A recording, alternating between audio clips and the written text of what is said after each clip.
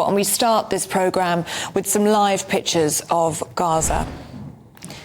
Yes, the conurbation in the south of the Arabian Peninsula there, we can see Israel is telling everyone in North Gaza, of course, that's around 1.1 million people, to relocate to the south of the Strip in the next 24 hours. That's according to the United Nations. Yes, so 1.1 million people. That would be around 40,000 people per hour moving to the south of the country. And Israel's military has told Gaza City residents directly to leave for their own safety and protection. That was in a leaflet drop in the last 24 hours. This is as Israeli forces mass ahead of an expected ground invasion imminently. Yeah, we can see those pictures there inside Israel of that preparation on the border of Gaza. There could be a ground offensive starting this weekend. At least that's what some of the papers have been reporting. And there are still around 140 hostages being held in Gaza. 1,300 people are known to have died at the weekend during those deadly attacks on Israel. And those hostages will be one of the priorities for the IDF making their way into Gaza.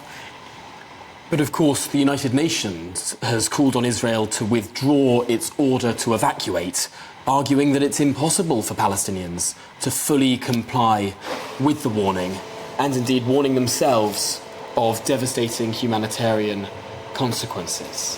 The Israeli army has actually dropped leaflets into the Gaza Strip telling Palestinians to leave their home or risk being killed as Israel continues to rain down missiles on the Hamas-controlled territory.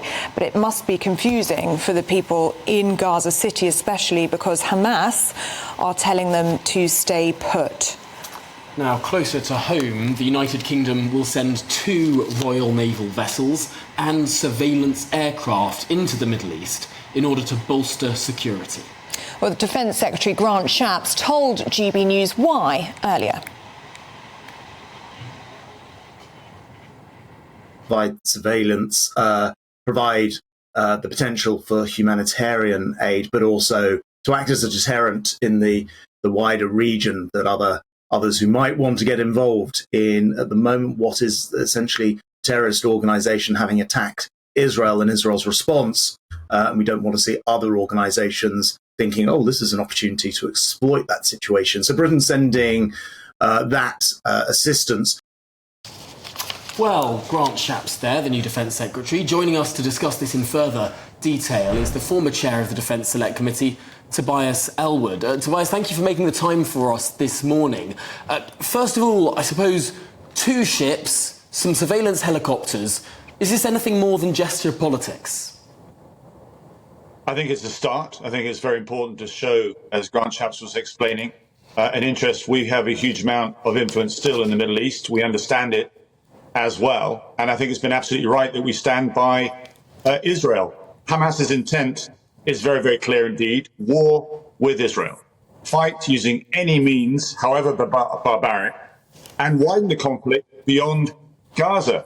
So it's quite right that the UK, the US, and the West stands by Israel as it faces the biggest security threat since the state was formed. But Israel and the West, much as we want to see Hamas neutralized and defeated, having seen its barbaric terrorist actions, Hamas has actually removed its right to participate in representing Gaza and indeed the Palestinians any further.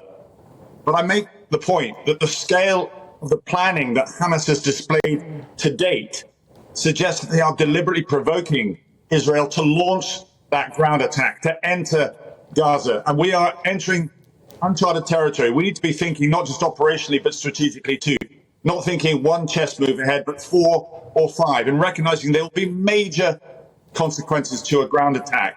And we have to ask ourselves, does this help or hinder the overall mission to remove Hamas? My worry is that this is deliberately going to escalate beyond the West Bank, beyond eastern Jerusalem, beyond Lebanon, and indeed elsewhere. And I fear that we are falling into a trap because Hamas has no care, no interest to represent those 2 million Palestinians in Gaza. It wants a ground war. It wants this war to spread. It wants Palestinians and Arabs far away from the Middle East to support its cause. And I think it's only a matter of time before we see serious unrest in a Western capital. We already see tensions rising. So I think we need to be really clear what the mission is. The removal, the surgical removal and replacement of Hamas, and the isolation of its paymasters, Iran, that we do not spend enough time talking about. Because vengeance alone, although understandable, is not a strategy.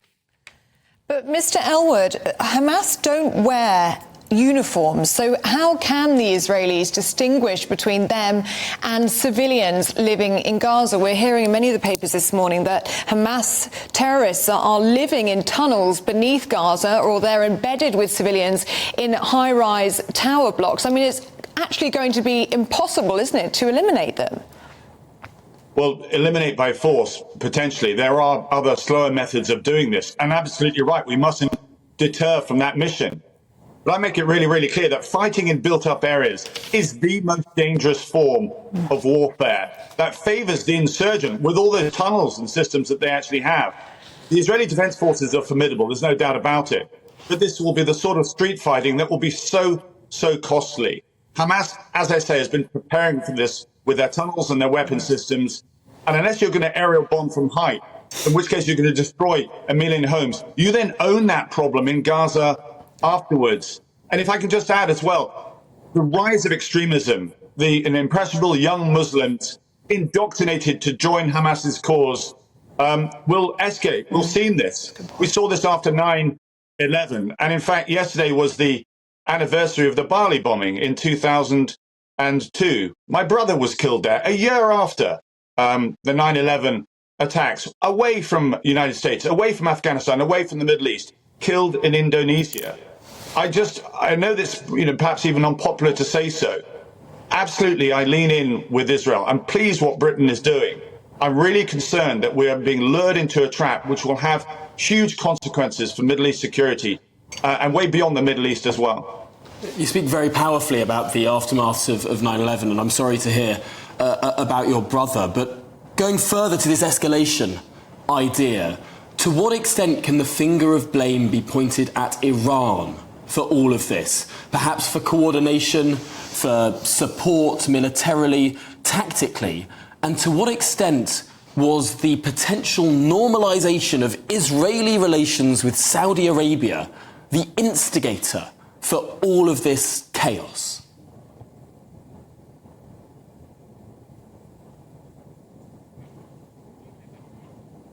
Looks as though we may have, some connection issues there with Tobias Ellwood. Really interesting what he was saying there about the aftermath of 9/11, that if you go in and kill terrorists, you in fact can create many more. Well, I suppose it's so tricky in terms of how you do it.